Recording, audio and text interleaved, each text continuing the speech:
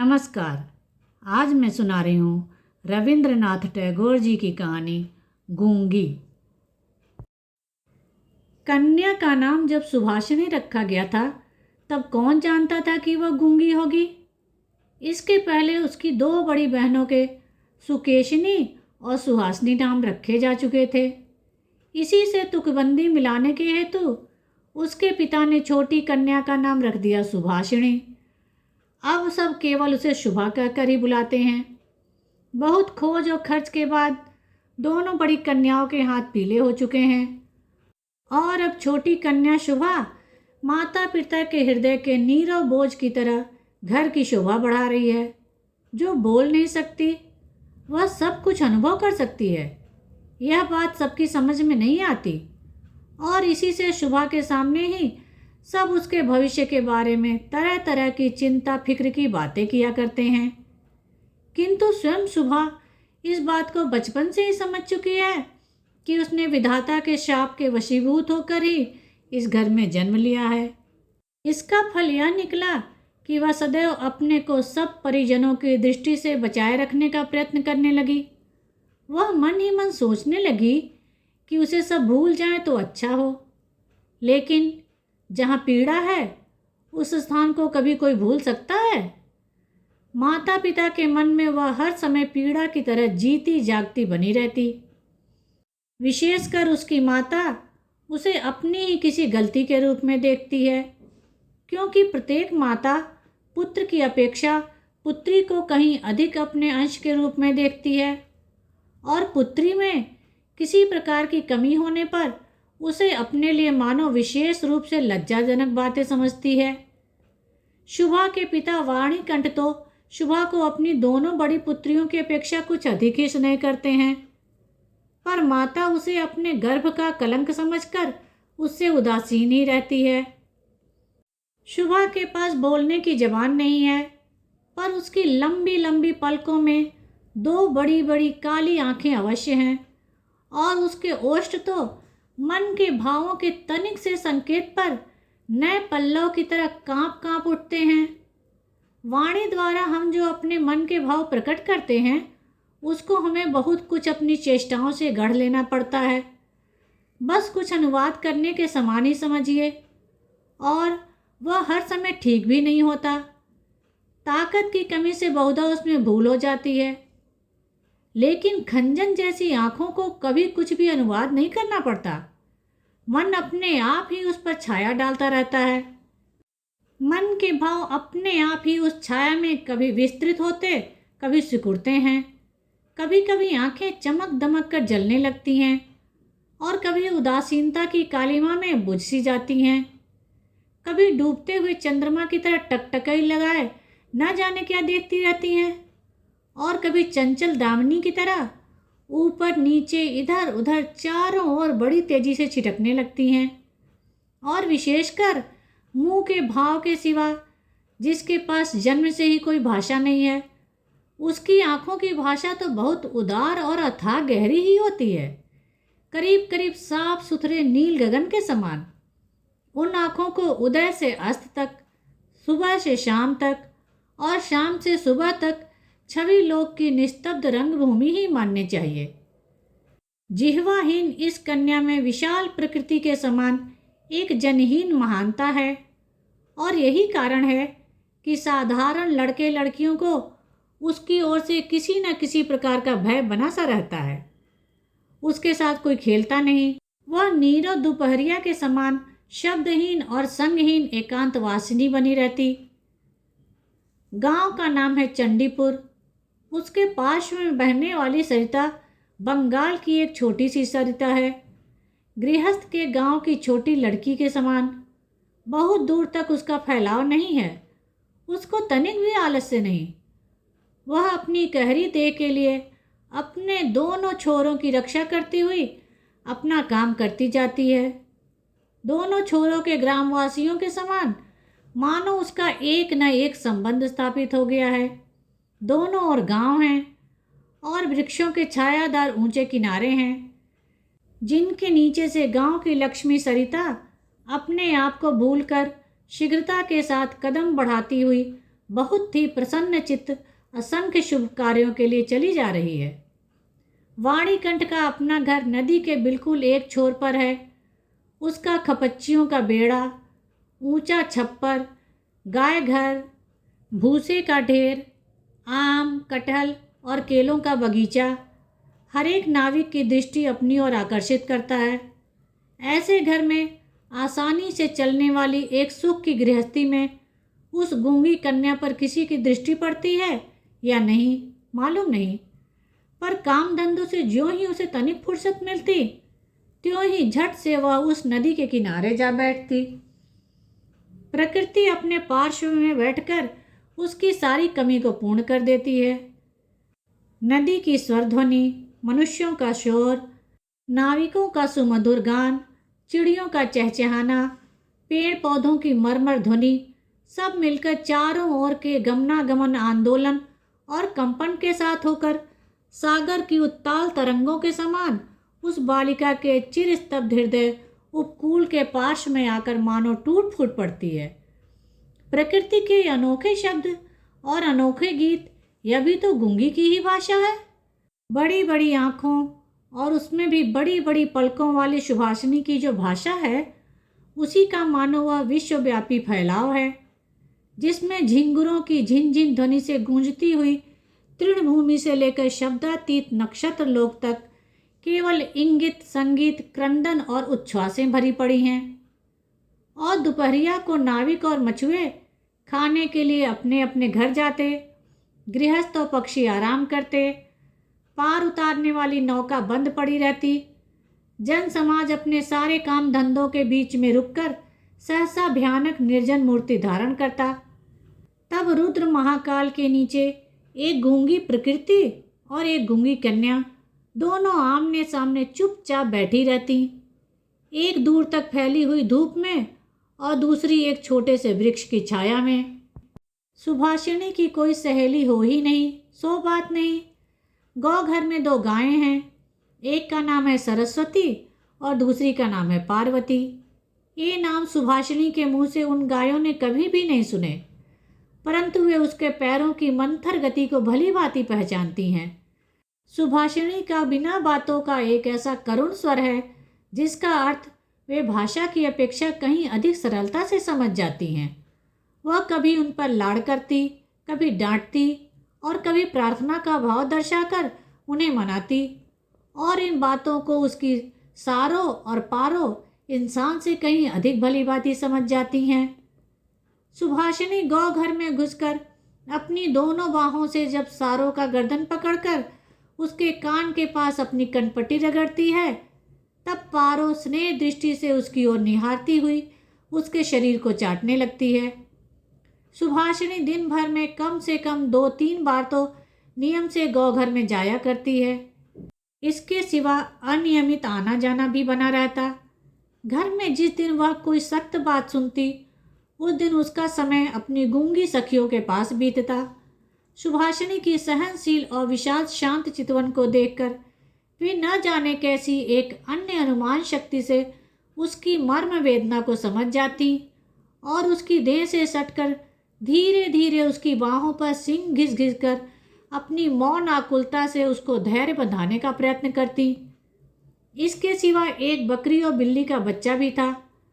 उसके साथ सुभाषिनी की गहरी मित्रता तो नहीं थी, फिर भी वे उससे बहुत प्यार रखते और कहने के अनुसार चलते। बिल्ली का बच्चा चाहे दिन हो या रात, जब तब सुभाषिनी की गर्म गोद पर बिना किसी संकोच के अपना हक जमा लेता और सुख की नींद सोने की तैयारी करता। ऊंची श्रेणी के प्राणियों में सुभाषिनी को एक और भी मित्र मिल गया था, किंतु उसके साथ उसका ठीक कैसा संबंध था, इसकी पक्की खबर बताना मुश्किल है, क्योंकि उसके बोलने की जिह्वा है और वह गूंगी है, अतः दोनों की भाषा एक नहीं थी। वह था गुसाइयों का छोटा लड़का प्रताप। प्रताप बिल्कुल आलसी और निकम्मा था। उसके माता पिता ने बड़े प्रयत्नों के उपरांत इस बात की आशा तो बिल्कुल ही छोड़ दी थी कि वह कोई कामकाज करके घर गृहस्थी की कुछ सहायता करेगा। निकम्मों के लिए एक बड़ा सुविधा यह है कि परिजन उस पर बेशक नाराज रहें, पर बाहरी जनों के लिए वह प्रायः स्नेह पात्र होते हैं। कारण, किसी विशेष काम में न फंसे रहने से वे सरकारी मिल्कियत से बन जाते हैं। नगरों में जैसे घर के पार्श्व में या कुछ दूर पर एक आध सरकारी बगीचे का रहना आवश्यक है, वैसे ही गांवों में दो चार निठल्ले निकम्मे सरकारी इंसानों का रहना आवश्यक है। काम धंधों में, हास परिहास में, और जहाँ कहीं भी एक आध की कमी देखी वहीं वे चट से हाथ के हाथ मिल जाते हैं। प्रताप की विशेष रुचि एक ही है, वह है मछली पकड़ना। इससे उसका बहुत सा समय आसानी के साथ कट जाता है। तीसरे पहर सरिता के तीर पर बहुधा वह इस काम में तल्लीन दिखाई देता और इसी बहाने सुभाषिनी से उसकी भेंट हुआ करती।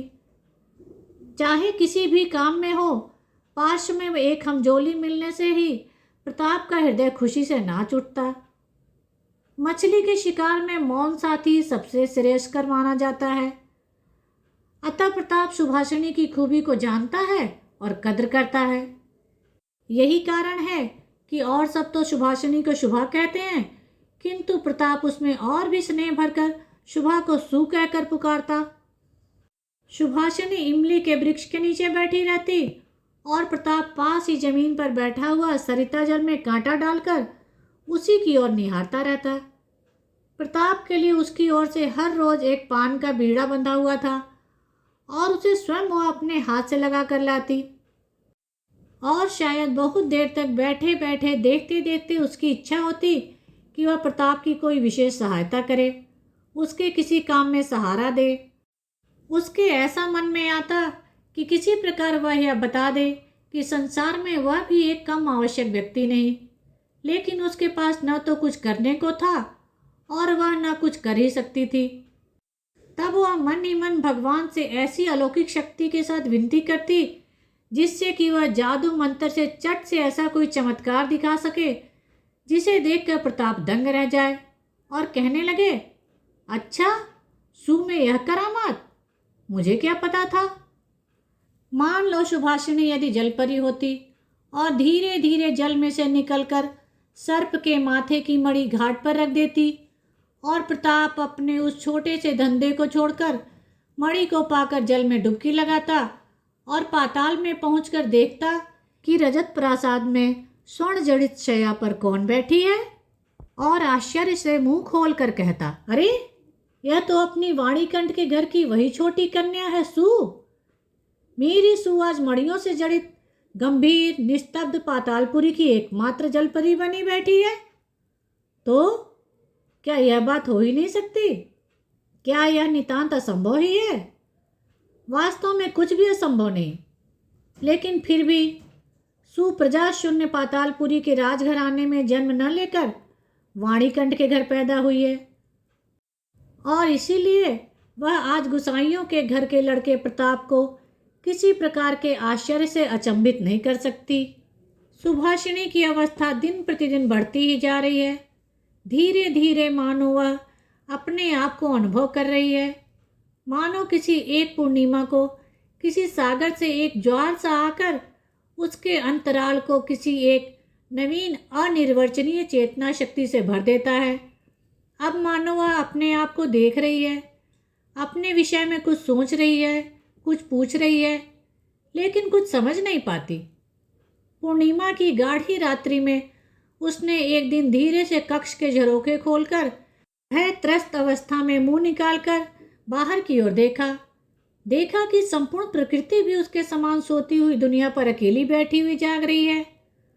वह भी यौवन के उन्माद से, आनंद से, विषाद से, असीम नीरवता की अंतिम परिधि तक, यहाँ तक कि उसे भी पार करके चुपचाप स्थिर बैठी है। एक शब्द भी उसके मुंह से नहीं निकल रहा है, मानो इस स्थिर निस्तब्ध प्रकृति के एक छोर पर उससे भी स्थिर और उससे भी निस्तब्ध एक भोली लड़की खड़ी हो। इधर कन्या के विवाह की चिंता में माता पिता बहुत बेचैन हो उठे हैं और गांव के लोग भी यत्र तत्र निंदा कर रहे हैं। यहाँ तक कि जाति विच्छेद कर देने की भी अफवाह उड़ी हुई है। वाणीकंठ की आर्थिक दशा वैसे अच्छी है, खाते पीते आराम से हैं और इसी कारण इनके शत्रुओं की भी गिनती नहीं है। स्त्री पुरुषों में इस बात पर बहुत कुछ सलाह मशविरा हुआ। कुछ दिनों के लिए वाणीकंठ गांव से बाहर परदेश चले गए।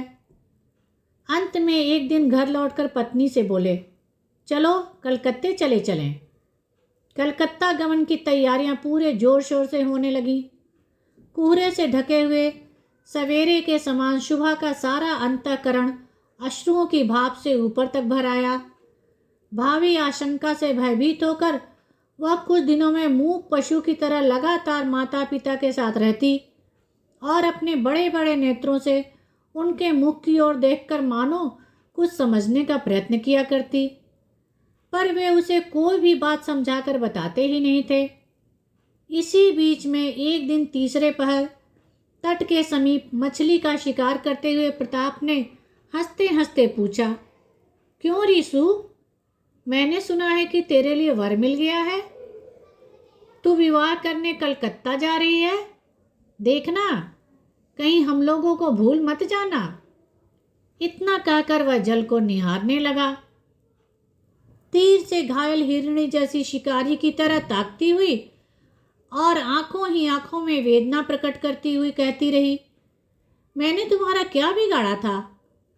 शुभा ने लगभग वैसे ही प्रताप की ओर देखा। उस दिन वह वृक्ष के नीचे नहीं बैठी। वाणीकंठ जब बिस्तर से उठकर धूम्रपान कर रहे थे, शुभा उनके चरणों के पास बैठकर उनके मुख की ओर देखती हुई रोने लगी। अंत में बेटी को ढांढस और सांत्वना देते हुए पिता के सूखे हुए कपोलों पर अश्रु की 2 बूंदें लुढ़क गईं। कल कलकत्ता जाने का शुभ मुहूर्त है। शुभा ग्वाल घर में अपनी चिर संगिनियों से विदा लेने के लिए गई। उन्हें अपने हाथ से खिलाकर, गले में बांह डालकर वह अपनी दोनों आंखों से खूब जी भरकर उनसे बात करने लगी। उसके दोनों नेत्र अश्रुओं की बांध को न रोक सके। उस दिन शुक्ल द्वादशी की रात थी। शुभा अपनी कोठरी में से निकलकर उसी जाने पहचाने सरिता के तट के कच्चे घाट के पास घास पर औधी लेट गई, मानो वह अपनी और अपनी गूंगी जाति की पृथ्वी माता से अपनी दोनों बाहों को लिपटाकर कहना चाहती है, तू मुझे कहीं के लिए विदा मत कर। माँ, मेरे समान तू मुझे अपनी बाहों से पकड़े रख, कहीं मत विदा कर। कलकत्ते के एक किराए के मकान में एक दिन शुभा की माता ने उसे वस्त्रों से खूब सजा दिया, कसकर उसका जूड़ा बांध दिया, उसमें जरी का फीता लपेट दिया, आभूषणों से लाद कर उसके स्वाभाविक सौंदर्य को भरसक मिटा दिया। शुभा के दोनों नेत्र अश्रुओं से गीले थे। नेत्र कहीं सूख न जाए, इस भय से माता ने उसे बहुत कुछ समझाया बुझाया और अंत में फटकारा भी, पर अश्रुओं ने फटकार की कोई परवाह न की। उस दिन कई मित्रों के साथ वह कन्या को देखने के लिए आया। कन्या के माता पिता चिंतित, शंकित और भयभीत हो उठे, मानो देवता स्वयं अपनी बलि के लिए पशुओं को देखने आए हों। अंदर से बहुत डांट फटकार बताकर कन्या के अश्रुओं की धारा को और भी तीव्र रूप देकर उसे निरीक्षकों के सम्मुख भेज दिया गया। निरीक्षकों ने बहुत देर तक देखभाल के उपरांत कहा, ऐसी कोई बुरी भी नहीं है। विशेषकर कन्या के अश्रुओं को देखकर वे समझ गए कि इसके हृदय में कुछ दर्द भी है, और फिर हिसाब लगाकर देखा कि जो हृदय आज माता पिता के विषयों की बात सोचकर इस प्रकार द्रवित हो रहा है, अंत में कल उन्हीं के काम आएगा। सीप के मोती के समान कन्या के आंसुओं की बूंदें उसका मूल्य बढ़ाने लगीं। उसकी ओर से किसी को कुछ कहना ही नहीं पड़ा। पात्र देखकर खूब अच्छे मुहूर्त में शुभा का विवाह संस्कार हो गया। गूंगी कन्या को दूसरों के हाथ सौंपकर माता पिता अपने घर लौट आए, और तब कहीं उनकी जाति और परलोक की रक्षा हो सकी। शुभा का पति पछा की ओर नौकरी करता है। विवाह के उपरांत शीघ्र ही वह पत्नी को लेकर नौकरी पर चला गया।